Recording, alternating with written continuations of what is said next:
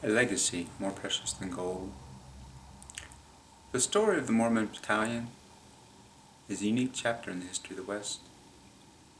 It is a story of people, men and women, willing to sacrifice for what they believe. Their story has an interesting beginning. From 1830 to 1846,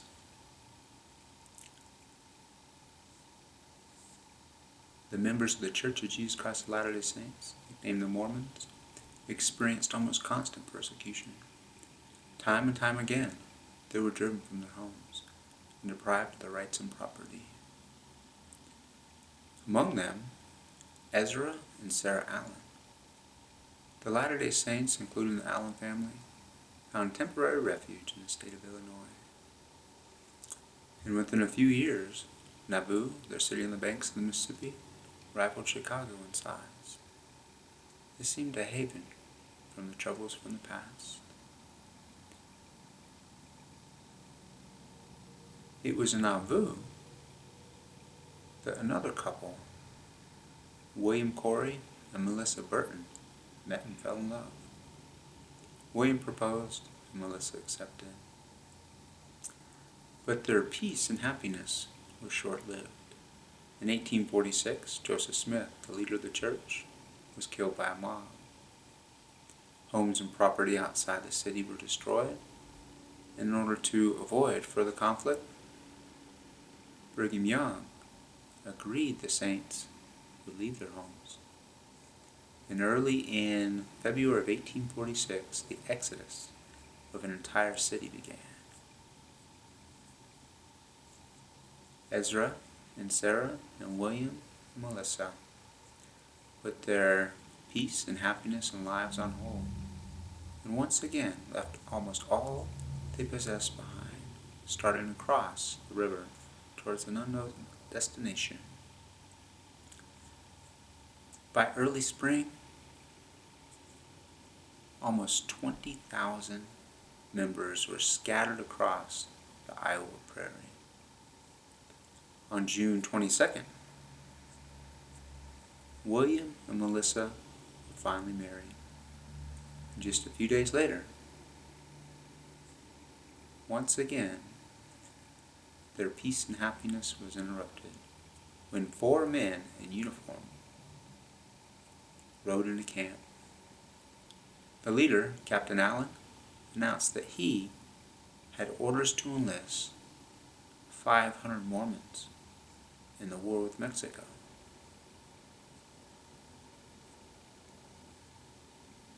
The enlistments came in response to a request from the leader of the church to find a way to finance the immigration west. Still, it came as a shock to the families that first heard about it there on the prairie. It was quite a hard pill to swallow. To leave wives and children destitute and almost helpless and go and fight the battles of a government who had allowed some of its citizens to drive us from our homes. Brigham Young said that the salvation of the church depended on raising the army. When I heard that, my mind changed, and I felt it was my duty to go. 496 volunteers mustered in. Among them, Ezra Allen and William Corey. The Mormon Battalion was about to begin the longest infantry march in U.S. military history. It was not an easy thing to leave their families there on the prairie, wondering if they'd ever see them again. The idea of being separated from her new husband didn't set well with 18-year-old Melissa. She said, "I don't see why women must always stay behind and worry about their husbands when they could just as easily walk beside them." Melissa signed up as a laundress, and on July 20th, the Mormon Battalion marched away, taking very little except some flour, whatever they could carry, a blanket, some clothes, a tin cup, July 24th, marched 5 miles. The weather excessively hot. July 25th, had no flour, and many went to sleep fasting.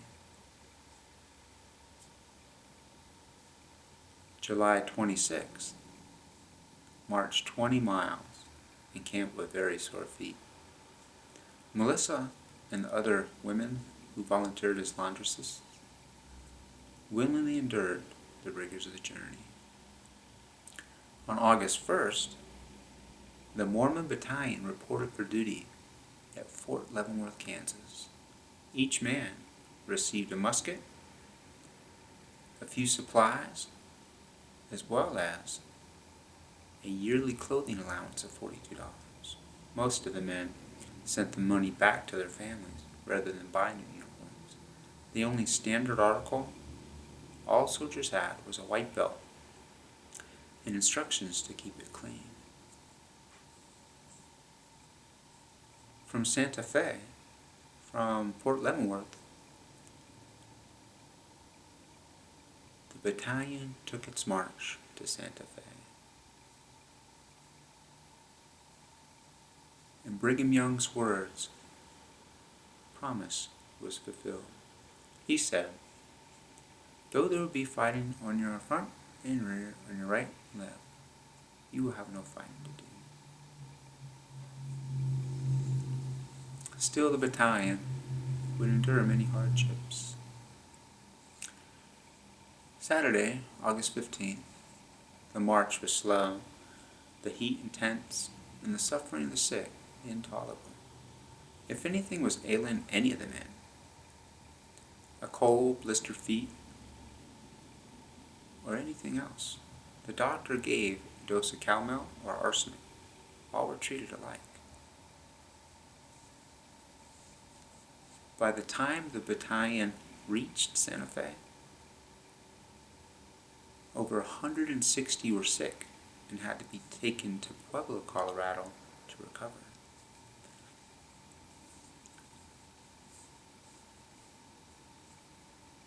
A journal entry on September 26 said,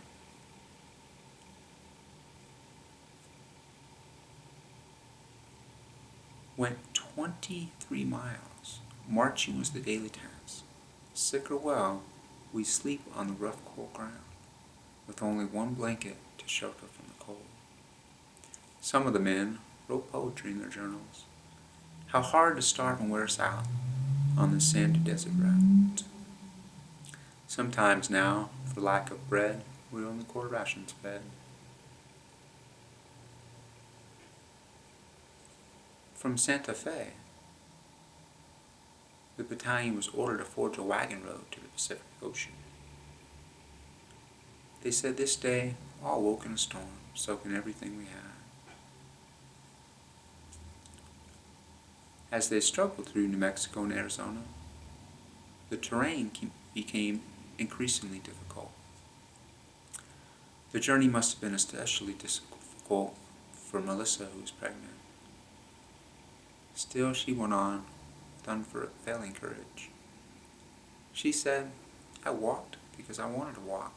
My husband had to walk, and I went with him. The war with Mexico was at an end by the time the battalion reached San Diego in January of 1847. In their ragged state, they looked more like survivors than soldiers. In March of 1847, San Diego was just a village with a small plaza, a church, a few stores, and some houses. Company B was assigned to peacetime garrison. And while awaiting discharge, the company went to work assisting the local villagers of San Diego. Carpenters finished houses, built fences, buildings were whitewash painted, and a courthouse was built, the first brick building in the town. Perhaps most valuable were the 20 wells dug and lined with bricks, making fresh water readily available. On July 20th, the battalion raised the flag over Los Angeles and heard the welcome words, "Gentlemen, you are dismissed." It had been 1 year since leaving their families, and they didn't know where Brigham Young or the rest of the church were. But they were on their way to find them. Earlier in 1846, 238 Latter-day Saints, under the leadership of Sam Brennan, arrived in California on the ship Brooklyn. They became the first colonists in California under American rule. The Californians were amazed with what the Mormons had brought with them. They had dried goods, tools, vegetable seeds, school supplies, a library of 179 books, and they also brought a printing press and a supply of newsprints, everything needed to build a newspaper, to start a newspaper. Following their discharge, many of the members headed directly east to rejoin their families. But on speculation, the Brigham Young and the rest of the church would continue to San Francisco. Some headed north, among them Ezra Allen and William and Melissa Corey. William said, "I've thought it best to make my way fast as possible to San Francisco. But my wife, being in a delicate situation, pregnant, I concluded to stop for a season in Monterey." October 2nd, William said, "My wife was delivered of a fine baby boy. I named him William after myself. I have the greatest boy you ever saw." But before they planned to leave as soon as Melissa was well, but before they could, tragedy struck. Baby William died. They had only their faith to sustain them as they prepared to join their comrades in San Francisco. It was a beautiful place with a fine ship harbor and things improving rapidly.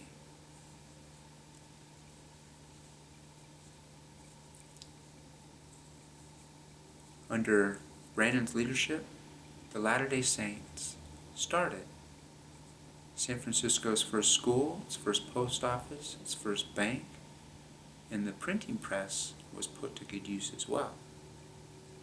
The first edition of the California Star hit the streets of San Francisco January 7, 1848. It was the city's first newspaper. Meanwhile, about 80 of the Mormon Battalion stopped at Sutter's Fort and accepted temporary work in order to purchase needed supplies. Captain John A. Sutter had been desirous to hire men to build a flour mill about 6 miles away from the fort and a sawmill about 45 miles away. Sutter had wanted to build the mills for some time, but lacked the skilled labor to do it.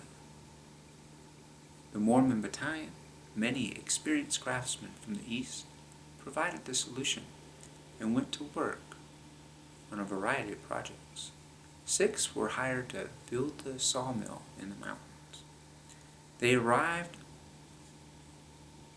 on the 29th of September. The surrounding countryside looked wild and lonesome, infested with wolves and grizzly bears. The work progressed well until December, when winter rains brought high swift water that slowed the work. In their downtime, the men built a log cabin so they could move out of the one they were sharing with the Wimmer family. They moved in on January 23rd. The next day, while digging the tail race deeper, the first gold flakes were spotted. And thanks to the journal entry of 2 of the men, the date of the find was recorded. One day, January 24th, 1848. This day, some kind of metal was found in the tail of the race. It looks like gold.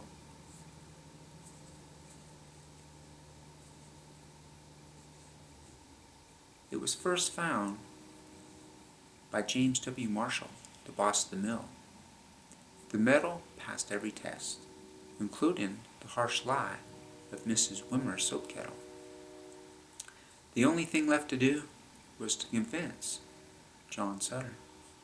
He was skeptical at first, but when he paid the mill a visit, Marshall and the others determined to convince him by salting the race. Their plan almost backfired when the Wimmer boys found the gold before Sutter did. But he had seen enough to be convinced, and it wasn't long until word of the find spread, and curious comrades began to join their friends in Coloma. On one such trip, Sidney Wills and Wilford Hudson found more gold on a sandbar on the American River. It became known as Mormon Island, and turned out to be the second largest gold strike, one with very rich diggings. Meanwhile, in San Francisco, the merchants were concerned that the city was not growing fast enough. They suggested a special edition of the California Star, extolling the virtues of the city and state. The paper was ready to print, except for a couple empty inches along the inside page, when word of a gold discovery in Coloma reached San Francisco. Several of the Mormon Battalion were hired as express riders to carry copies of the Star east, and the few lines about gold they delivered to St. Louis, Baltimore, New York, and other major cities of the East would trigger the gold rush of '49. Hordes of gold seekers flocked to Coloma from San Francisco and Monterey. The Mormon Battalion continued to work for Sutter, but in their spare time, they too joined in the search. It was mining in a primitive way. They had no pans or wood to make rockers, so they used idiot baskets. They dumped the gold out on a flour sack, spread out on the ground. At Mormon Island, Ezra and William tried their hand at panning for gold as well, but said, "We didn't stay there long. We were anxious to come to Salt Lake." Sutter said, "After the discovery of the gold, all my plans and projects came to naught. One after another, my people disappeared in the direction of the gold fields. Only the Mormon Battalion stayed to finish their work.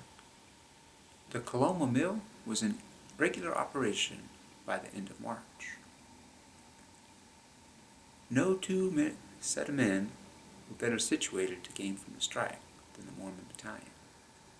Had they stayed another year, they would have become rich. But they had another goal, getting back to their families. A meeting was held at Sutter's Fort on April 19th to discuss plans for leaving. Sutter paid the men in kind, with horses, oxen, wagons, and other items they would need. And ironically, while much of the country was heading west to California, the Mormon Battalion was turning their back on the gold and heading east. They said, "Our honor was at stake. With us, it was God and His kingdom." Yet even as they were leaving, the Mormon Battalion would make one more contribution to the history of the West, blazing the trail across the Sahara Nevadas. It was a daunting task. It would be the highest overland wagon road in the continental West. But they were determined to do it. On June 17th, Henry Bidler and 2 others set out to find a final gathering place. They found a spot they named Pleasant Valley. Daniel Broward was elected company president. And while the rest of the company was making final preparations, he and Ezra Allen and Henderson Cox went ahead to scout a path along the Iron Mountain Ridge. They did not return. Finally, the rest of the party headed off after them. 45 men and 1 woman, Melissa Corey. The country was rougher than first reports indicated. Brush and rocks give the wagons considerable difficulty in passing. Most of the time is consumed building the road. On Wednesday, July 19th, they discovered what looked to be a dead campfire in a shallow grave. They commenced to open it.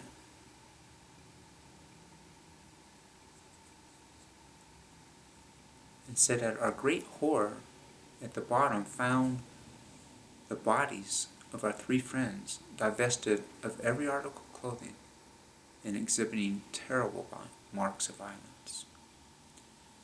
In the grass, they found Ezra Allen's buckskin bag containing gold.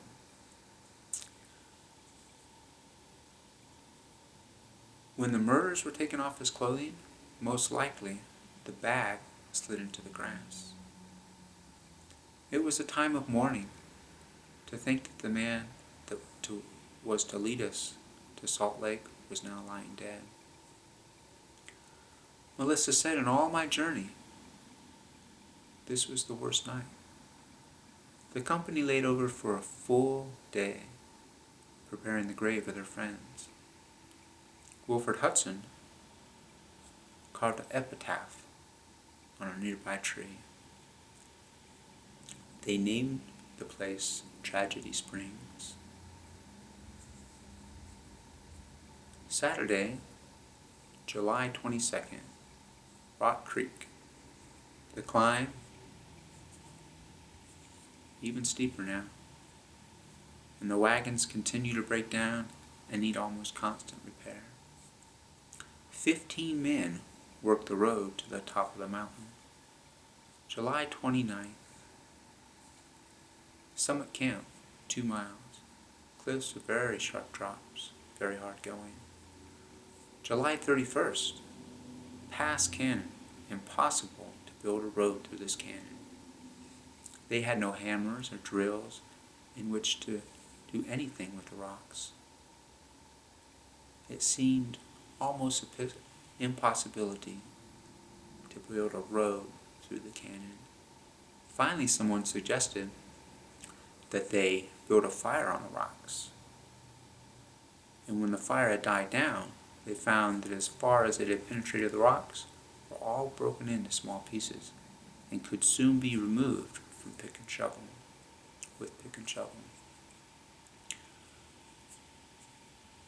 Another fire was built with the same results, and after 3 or 4 fires, they soon had a good wagon road right over them.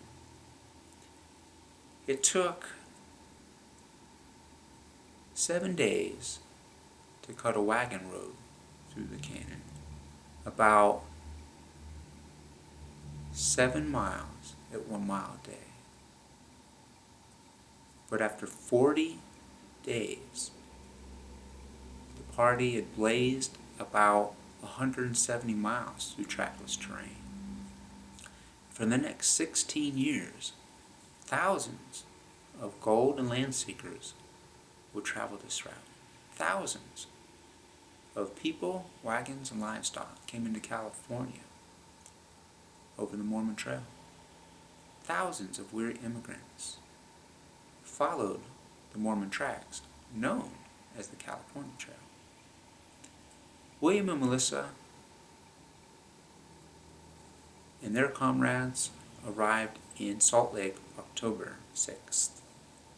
They were home at last. Later that spring, Sarah Allen waited Alan's return, Ezra's return. She said, "I long for the time when his strong hands would lift these burdens from my shoulders, waiting, watching, listening to every footstep at the door." Finally, word of Ezra's fate reached Sarah, along with the pouch containing the gold. She used the gold to purchase a wagon and supplies to move her family west, but reserved enough gold to make a wedding ring in which she wore the remainder of her life. In Salt Lake, William Corey was diagnosed with tuberculosis brought on by the rigors of the journey. He had only one wish: to see the birth of the baby Melissa was carrying. The next February, the baby was born. A daughter was born. And on March 7th, William passed away. Melissa said, looking back, "I do not feel to complain. I know that my trials are great, but we have a hope of meeting again, while we will not be subject to separation." Thus ended a history-making adventure. William and Melissa, Ezra and Sarah, and hundreds of others who paid a high price for their faith. But the sacrifices they made, the country they explored, the cities they helped found, and the roads they built have become a legacy to future generations. And Brigham Young's words were literally fulfilled. He said, "The Mormon Battalion will be held in honorable remembrance from generation to generation. In the name of Jesus Christ, amen."